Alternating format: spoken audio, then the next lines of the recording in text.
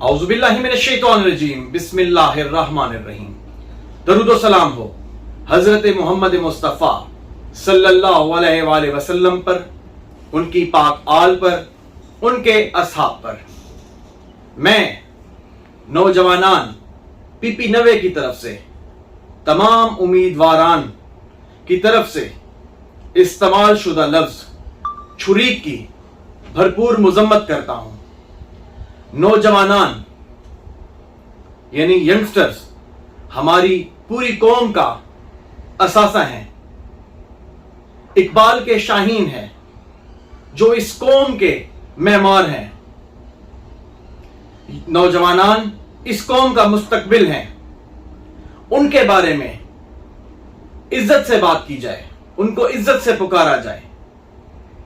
یہ لفظ جو بہت زیادہ استعمال ہو چکا ہوا ہے بہت سارے جلسوں میں، بہت سارے فیس بک کی پوسٹ میں اور ڈیفرنٹ جگہوں پر مذاق کے طور پر، میں یہ سمجھتا ہوں کہ اس کو مزاح اور مذاق کے لیے استعمال کیا جا رہا ہے، لیکن میں اس کی بھرپور مذمت کرتا ہوں، کیونکہ یہ جو ہمارے ملک کا مستقبل ہے، جو ہمارے ملک کے روشن مستقبل ہیں، جو معمار ہیں ہمارے ملک کا، ان کو اس طریقے سے نہ پکارا جائے۔ نوجوانان کی حوصلہ شکنی کی جا رہی ہے، ان کو ڈی گریڈ کیا جا رہا ہے۔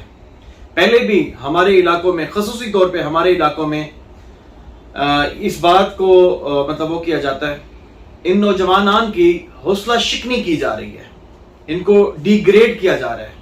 پہلے بھی جب کوئی نوجوانان ینگسٹرز کسی بھی کام کا تہیہ کرتے ہیں، اس کا ارادہ کرتے ہیں، تو ان کو یہ کہہ کر پیچھے کی طرف ہٹایا جاتا ہے، بہت سارے لوگ آڑے آ جاتے ہیں، اس کو کام نہیں کرنے دیتے کہ یہ نوجوانان ہیں، ان کے کام ٹھیک نہیں ہے، مطلب ان کو ہر موقع پہ ان کی حوصلہ شکنی کی جاتی ہے۔ ابھی میں ملتمس ہوں، چاہے نوجوانان جن کو آپ جو بھی ورڈ بولتے ہیں، میں سمپل کہوں گا کہ چاہے وہ کسی بھی پارٹی سے ہیں، ان کو اچھے طریقے سے بات کی جائے۔ ووٹ تو ڈیفینیٹ سی بات ہے کہ جس کو دینا ہے اس کو دینا ہی ہے، آپ دیں، لیکن اچھے طریقے سے اخلاق سے بات کریں، اخلاقیات کو اس الیکشن میں نہ بھولیں۔ اگر کسی لیول پہ مجھ سے، میری ٹیم سے، میرے دوستوں سے اگر کسی قسم کی کوتاہی ہوئی ہے تو ہم اس کے لیے معذرت خواہ ہیں، لیکن بات جب آ جاتی ہے جوانان کی، نوجوانان کی، تو اس میں ہم بالکل بھی پیچھے ہٹنے والے نہیں ہیں۔ ہمیں اچھے طریقے سے پکارا جائے، بولا جائے۔ میں صرف بات اپنی نہیں کر رہا، میں پوری کی پوری قوم کی بات کر رہا ہوں، چاہے وہ ان کا تعلق کسی بھی پارٹی سے ہے۔ ایون کہ کچھ امیدوار ہیں جیسے ملک اسور علی کھووڑ ہیں، ملک شہاب صاحب ہیں، یہ سارے ینگسٹرز ہیں، یہ سارے نوجوانان ہیں، اور ان سب کے حوالے سے میں بات کر رہا ہوں اچھے طریقے سے۔ اس کے بعد میں آپ کو یہ بتا دوں کہ یہ نوجوانان وہ ہیں، یہ کسی بھی ملک کی تقدیر بدل سکتے ہیں، یہ ہماری اساس ہیں، یہ ہمارا اثاثہ ہیں۔